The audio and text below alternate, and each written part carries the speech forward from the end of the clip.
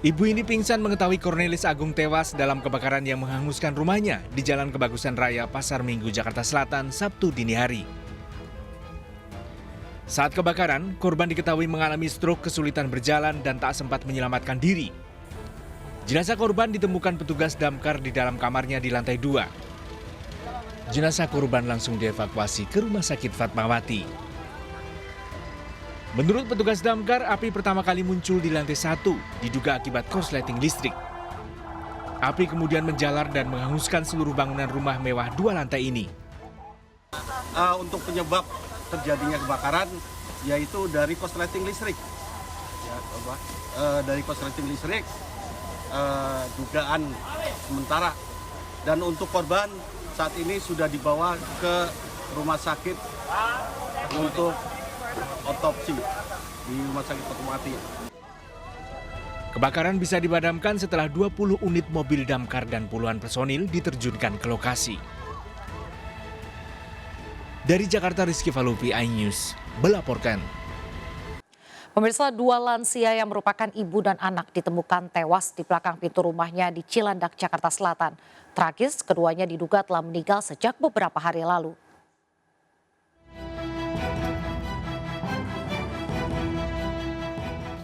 Warga digembarkan dengan tewasnya Husni, nenek 80 tahun, dan Patricia Endang Sumarsih, anaknya yang berusia 60 tahun. Mereka tewas di rumahnya di Jalan Pinang, Pondok Labu, Cilandak, Jakarta Selatan. Tewasnya ibu anak ini diketahui saat asisten rumah tangga korban datang. Tak ada reaksi saat pintu rumah diketuk beberapa kali. Warga akhirnya mendobrak pintu rumah korban dan mendapati keduanya tewas tepat di belakang pintu rumah. Tadi pagi pembantunya datang jam 7:30, pembantunya itu tinggalnya di Arko ya, Depok ya, ke sini ketok-ketok pintu dari jam 7:30 itu nggak dibukain, nggak ada reaksi gitu ya, nggak ada respon, tapi kok TV-nya nyala gitu, dia bilang. Udah setelah itu datanglah ke rumah saya, "Mbak, ini Mbak Endang kemana ya?" kata dia bilang gitu. Nggak lama kemudian anaknya ngechat saya, "Mbak, ini Mbak Endang kemana ya?" dia bilang gitu. "Mama saya, tahu nggak?" Keduanya memiliki riwayat sakit, sang ibu penderita stroke dan anaknya diabetes. Polisi membawa jenazah kedua korban ke Rumah Sakit Fatmawati untuk divisum. Dari Jakarta, Helmi Sajangbati, iNews, melaporkan. Sopir taksi online pelaku pemerasan dan penyekapan penumpang wanita di ruas tol Jakarta Tangerang akhirnya ditangkap. Pelaku ditangkap setelah korban curhat di media sosial telah diperas 100 juta rupiah, dibekap dan nyaris dibuang ke sungai.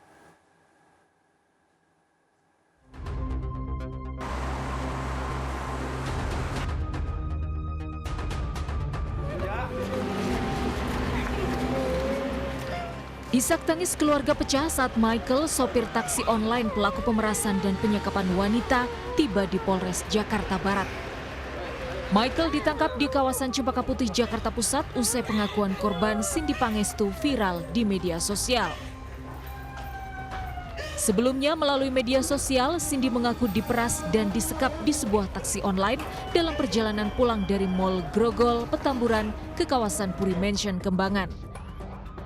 Alih-alih melalui jalur sesuai peta aplikasi, pelaku membawa korban ke tol Tangerang, Banten dan diminta transfer 100 juta rupiah. Korban pun melawan, lompat dari mobil dan berteriak minta tolong. Namun pelaku mengejar dan memaksa korban masuk kembali ke dalam mobil dan dibekap serta diancam dibuang ke sungai. Korban akhirnya ditolong warga setelah melompat keluar mobil untuk kedua kalinya. Yang bersangkutan melakukan pemerasan terhadap korban pada saat perjalanan dari arah penjemputan awal di Mall Soho yang ada di Centapak, ya, yang rencana akan kembali ke kediamannya di daerah Puri Mansion. Pelaku telah ditetapkan sebagai tersangka dan mobil disita sebagai barang bukti selama proses penyelidikan. Dari Jakarta, Miftahul Gani, iNews melaporkan. Stasiun Pasar Senen sejak pagi dipadati penumpang yang hendak mudik lebih awal, dengan daerah tujuan sebagian besar ke Jawa Tengah dan sekitarnya. Para pemudik memadati stasiun Pasar Senen, Jakarta Sabtu pagi. Sebagian mengaku mudik lebih awal untuk menghindari keramaian dan juga karena tidak mendapatkan tiket di tanggal yang mendekati hari Lebaran. Hingga saat ini telah terjual sekitar 610.000 tiket ke berbagai daerah. Jumlah perjalanan kereta untuk masa angkutan Lebaran mulai 31 Maret sampai 21 April mencapai 77 kereta per hari.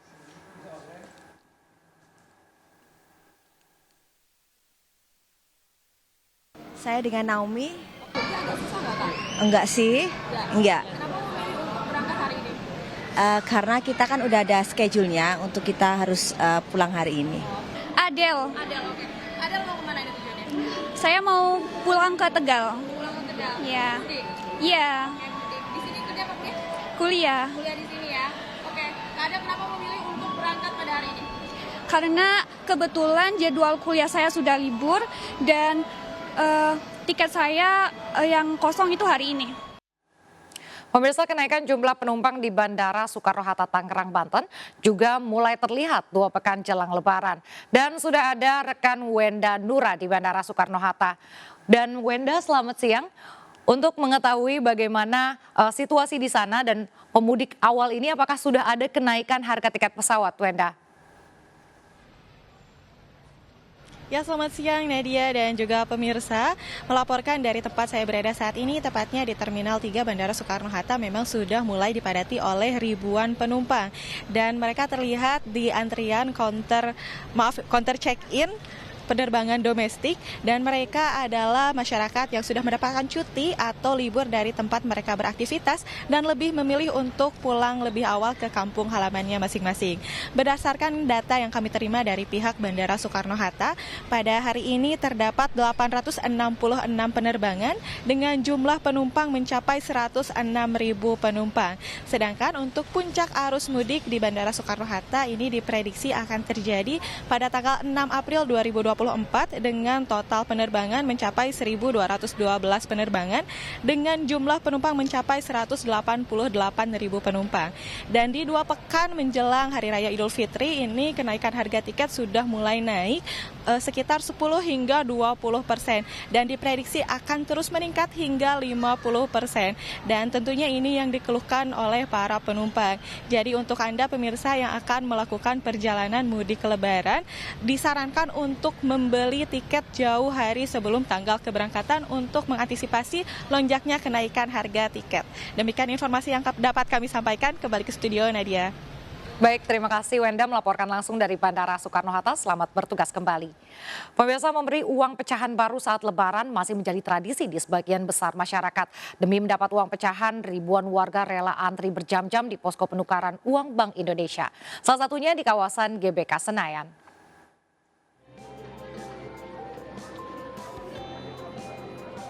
Demi berburu uang pecahan, ribuan warga rela antre berjam-jam di posko penukaran uang Bank Indonesia di kawasan Gelora Bung Karno, Senayan, Jakarta. Antrean mencapai puluhan meter sejak pagi hingga sore. Beberapa warga bahkan mengaku harus antre hingga 8 jam demi mendapat uang kertas pecahan 1.000, 2.000, 5.000, 10.000 hingga 20.000. Lebih seneng lah istilahnya buat anak-anak kan kasih 20 apa 5.000 kan yang baru kan seneng. Nah, lebih aman kan dijagain daripada yang di luar. Posko penukaran uang Bank Indonesia digelar hingga 4 hari ke depan dengan kuota 5.000 orang dan maksimal penukaran 4 juta rupiah. Jadi tahun ini kita gunakan aplikasi Pintar. Nanti masyarakat bisa melakukan registrasi di sana, memilih lokasi-lokasinya, kemudian memilih waktunya, memilih pecahan-pecahannya. Selain di GBK, BI juga membuka posko penukaran uang di sejumlah pasar tradisional, mal, hingga jembatan penyeberangan orang. Dari Jakarta, Rani Sanjaya, iNews melaporkan. Pemirsa, berburu pakaian menjelang Hari Raya Idul Fitri menjadi hal yang lazim dilakukan oleh masyarakat Indonesia. Pasar Tanah Abang kerap dijadikan destinasi utama bagi para pembeli untuk berburu baju Hari Raya. Berikut laporan Dilami Aulia dari Pasar Tanah Abang, Jakarta. Pemirsa, berburu baju lebaran menjadi hal yang lazim dilakukan oleh masyarakat Indonesia. Nah, kawasan dari Pasar Tanah Abang di Blok A ini bisa menjadi pilihan Anda karena di sini banyak sekali pilihan berbelanja yang sangat lengkap, baik itu wanita, untuk pria juga ada. Kalau untuk wanita ini saya rekomendasi gamis ataupun blus ya, ini untuk lebaran ini cantik sekali, warnanya hijau, kemudian juga ada motif renda-renda. Selain itu, Anda juga bisa memadu-padankan dengan aksesoris-aksesoris. Tentunya aksesorisnya pun bisa Anda dapatkan di kawasan Pasar Tanah Abang. Selain itu, kalau untuk yang pria ini ada Kemco, kemudian ada Koko dan juga ada Peci yang harganya juga ini cukup terjangkau, sehingga kalau dilihat pagi ini sudah banyak sekali masyarakat yang memadati kawasan Pasar Tanah Abang. Selain itu, dari pengunjungnya atau pembelinya sendiri bukan hanya dari kawasan Jakarta saja, melainkan luar Jakarta, seperti ada dari Bandung, Garut, kemudian juga ada yang dari Banten.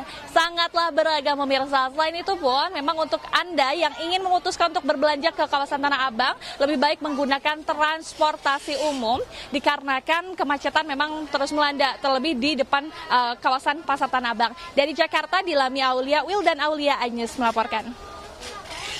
Terima kasih masih bersama kami. Pemirsa, ratusan orang tertipu iklan penjualan mobil murah bekas taksi sebuah bengkel di Bekasi, Jawa Barat. Total kerugian korban diperkirakan mencapai 3 miliar rupiah.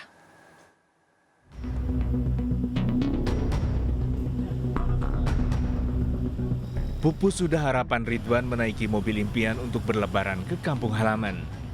Ridwan bersama sejumlah korban penipuan jual beli mobil mendatangi bengkel Deka Riset di Jatiasih, Kota Bekasi. Kasus penipuan jual beli mobil ini bermula dari iklan di media sosial PT Deka Riset yang menawarkan mobil bekas taksi seharga 35 juta rupiah atau lebih murah sekitar 5 hingga 10 juta dari harga pasaran. Pihak Deka Riset meminta konsumen menunggu selama 3 bulan untuk merekondisi taksi. Namun setelah 3 bulan ditunggu, mobil yang diimpikan ternyata tidak ada. Itu kita dijanjiin untuk 3 bulan baru selesai, tapi sampai dengan 3 bulan itu tidak ada penyelesaian. Katanya pada saat penyelesaian, unit saya dikirim di Bogor. Saya order dari bulan Desember tanggal 29, 2023. Dijanjiin 2 bulan sampai bulan Februari. Sama juga case-nya ketika udah bulan Februari, itu unit nggak ada. Polres Metro Bekasi telah menerima laporan penipuan jual beli mobil Deka Riset. Saat ini tengah melakukan penyelidikan. Di Polres sendiri itu ada 1 LP dan juga di Polsek Jatiasih itu ada 2 LP. Namun korbannya itu ada lebih kurang 45 korban. Tak hanya di Bekasi, korban juga berasal dari sejumlah daerah di Jawa Barat dan Jawa Tengah. Total kerugian diperkirakan mencapai 3 miliar rupiah. Dari Bekasi, Jawa Barat, Rahmat Hidayat, iNews melaporkan. Kasus dugaan penyebaran berita bohong yang melibatkan wartawan senior Aiman Wicaksono dihentikan penyidik Polda Metro Jaya. Aiman Wicaksono menerima surat perintah penghentian penyidikan atau SP3 dari penyidik. Bersama tim kuasa hukumnya, Aiman ke Polda Metro Jaya untuk mengambil sejumlah barang miliknya yang disita penyidik termasuk telepon genggam. Kuasa hukum Aiman Wicaksono menyebut SP3 diterbitkan dengan alasan demi hukum. Makasih ya. Nanti kita kembali lagi setelah. Pemirsa, di bulan suci Ramadan penuh berkah, MNC Group melalui MNC Peduli menebar kebaikan dengan menyalurkan bantuan kepada 2 masjid di Jakarta. Bantuan ini diharapkan digunakan untuk kegiatan selama Ramadan demi kemakmuran masjid.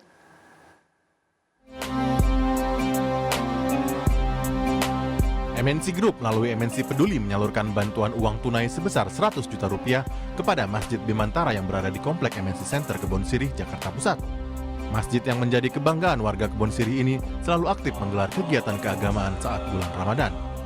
Ada kajian Zuhur Ramadan yang dihadiri mungkin hampir 1.000 sampai 2.000 jamaah, ada zikir menjelang berbuka puasa, juga ada buka puasa bersama yang setiap hari kerja kita sediakan sebanyak 650 box bagi para jamaah yang ingin berbuka puasa di Masjid Bimantara ini. Alhamdulillah fasilitas dari Masjid Bimantara sangat-sangat memuaskan untuk kegiatan Ramadan ini. Bantuan uang tunai senilai 50 juta rupiah juga diberikan kepada Masjid Raudatul Jannah di Komplek MNC Studios Kebonjeruk, Jakarta Barat. Alhamdulillah tiap hari kita ngadain agenda ba'da zuhur, yaitu kajian. Di Senin kita ada belajar Al-Quran yaitu tahsin. Di Selasa kita ada kajian tematik dan kajian kitab. Kemudian di hari Rabu kita ada kajian terkait tematik. Sementara di hari Kamisnya kita ada belajar nahwu. Ini sudah rutin, memang sudah terprogram di MNC Peduli, bantuan-bantuan kita lakukan tidak hanya di Jakarta, kita hampir ke seluruh Indonesia. Kita juga sedang merencanakan bantuan untuk beberapa bencana alam yang ada di Jawa Tengah maupun di Jawa Timur saat ini. Itu kita lakukan tetap. Dan yang rutin lagi adalah setiap 3 bulan itu adalah donor darah. MNC Peduli akan terus berbagi kebaikan di bulan penuh berkah ini demi memberikan kebahagiaan kepada sesama. Dari Jakarta, Hendri Aprila, Dias Triawan, iNews melaporkan.